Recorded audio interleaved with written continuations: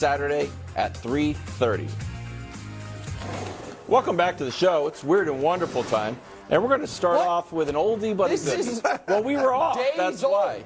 We were off. You gotta admit, and we still have to, get to some of the highlights. One of which is Pat Beverly doing the too small over a shot on the run. Pat Bev. Just for the record, the Bulls won that game. I love that. Okay. I loved it too. Yeah. That's great.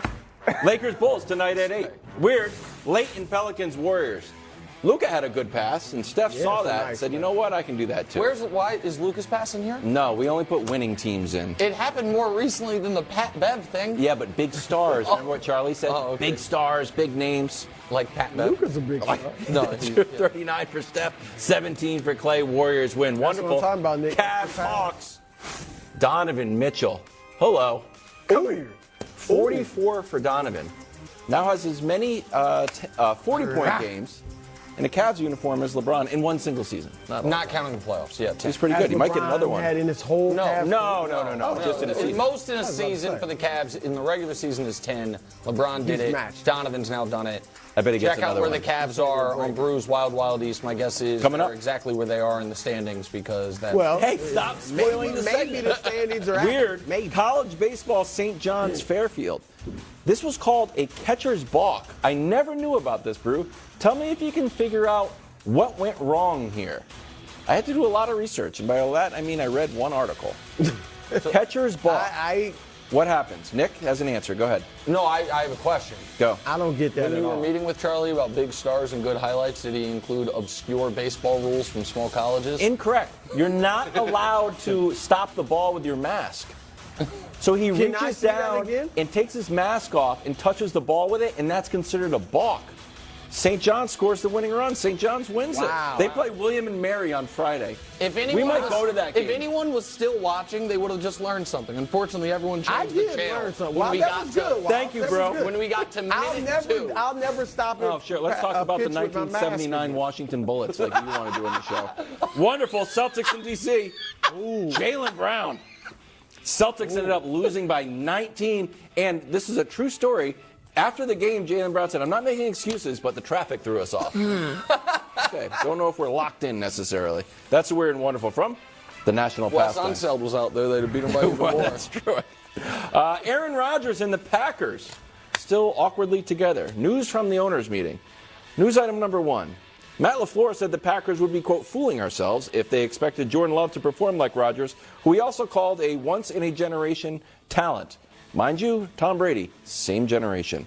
2, Brian Gutekunst, totally ghosted like a teenager. Take a listen. And our inability to reach him or for him to respond in any way, I think at that point, then we just kind of I had to do my job. There came a time where we kind of had to make some, decisions. So we went through his representatives to try to kind of talk to him where we were going with our team. And at that point, they informed us they would like to be traded to the Jets. But you just said you did try and reach out to have those conversations. Many times. Oh, yeah. Super Bowl champion Greg Jennings is here. Greg, what was your take on Aaron Rodgers ghosting Packers management? To be honest, I wasn't surprised that we found this out, and it was shocking to a lot of people, possibly that the Packers let Aaron Rodgers tell it that they never reached out or they didn't try to reach out. But this is what teams do. They reach out to their players that are not under contract or who are under contract that they're willing to negotiate with. Every team reaches out to every player. I don't know a player that just heard nothing from a team when they were under contract and they're a decent player with the team. So it wasn't shocking to me that we found this out. The reality of it is they're moving on from Aaron Rodgers, and they should be okay with it. It is what it is, because you can't regret or hope that somebody stays that doesn't want to stay. The fact of the matter is Aaron Rodgers did not want to remain a Green Bay Packer. He said he was 90% retired. I don't even believe that aspect of things, but the reality of it is it's time. They were 8-9. They missed the postseason. Offensively, they weren't even a great team, even with Aaron Rodgers. So this is a good position for Jordan Love to be inserted. So it is what it is in Green Bay. Jordan Love era is going to start. I do believe, Greg, you might agree with me. I do think he wanted to be a Packer. I mean, he said it obviously on the McAfee show, but I think he wanted to, but I think he was playing his typical games with them. I think he was ignoring the calls and letting it play out like he has for the past few years. And finally, Green Bay was like, enough. All right, and I get Gutekunst. I'm totally like, we're paying you $60 million and you can't return a text? You can't call us back to talk about next season? So I think Green Bay's doing the right thing, and I think, Nick, I know you disagree with this. I thought last year they did the right thing when they tried to make the playoffs. That was giving Rodgers the chance as an all-time great to say, all right, let's go make the playoffs. It might make more sense to see what Jordan can do because we look like we're out of the postseason, but we're going to give you this shot to go ahead and lead us to the playoffs. And once he didn't do that, now, you know, they may have been willing to go next year, but I think this is the right move.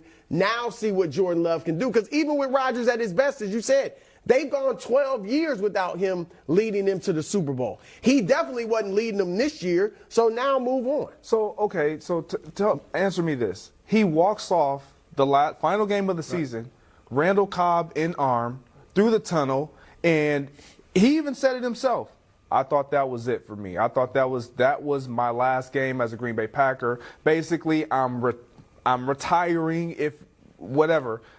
And you still think he wanted to be a Green Bay Packer? I do. Brew, I think this year, if he had his druthers, he would have been able to string the Packers along again and ignore them for weeks. Can I? And you. Here's why what I wouldn't he think. want to play for the Packers? Here's what I think. He wants to come to the AFC and be think mediocre. that we cannot take anything this guy says seriously. Thank you. Oh, well, I don't. Hold on. Wait. No. I think Aaron Rodgers has lost the benefit of the doubt when it comes to truthfulness. Oh.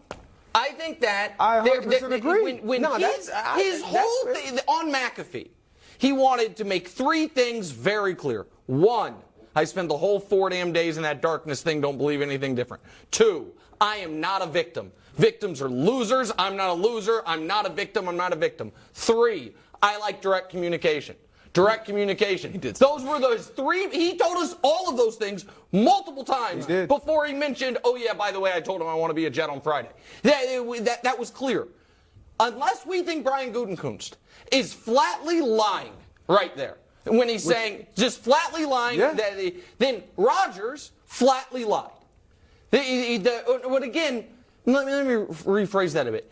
Didn't flatly lie because he never said Brian Gutekunst never once reached out to me. But it was another one of those intentional misrepresentations along with I've been immunized, where it's like you know what you are leading the audience to believe. So, Brew, the reason I'm saying this is because when he said I wanted to be a Packer, I was 90% retired, I don't believe any of it now. I don't believe That's fine, any but of you it. think he went into the darkness thinking I want to be a Jet? Yes. Like, why would he pick the Jet? Because his buddy's there. I honestly don't even believe it was just that. I believe he was, this offseason, after the last game, he knew the writing was on the wall. Yes. Like, he knew they didn't want him. He knew that. But also, when you don't feel like you are wanted and that you feel like everything is starting to change, the Packers' history tells me that, you know, once a guy gets to a certain age, they move on. They want to draft a guy. They drafted their guy. So he knew all of these things. Naturally, you start to distance yourself. You start to prepare for what is next. That was Aaron Rodgers, and that's okay. Just say that, but he doesn't want to say that because he doesn't want it to come off to the fans that I was the reason that I'm not in Green Bay, not the Packers. We got to go. Sorry, bro. Speaking of great quarterbacks changing teams. Huh? Now this guy, I believe what he says. That he wants out. I believe what Do you believe Lamar what Meek says. Mill Where says? is That he he wants to going? come to,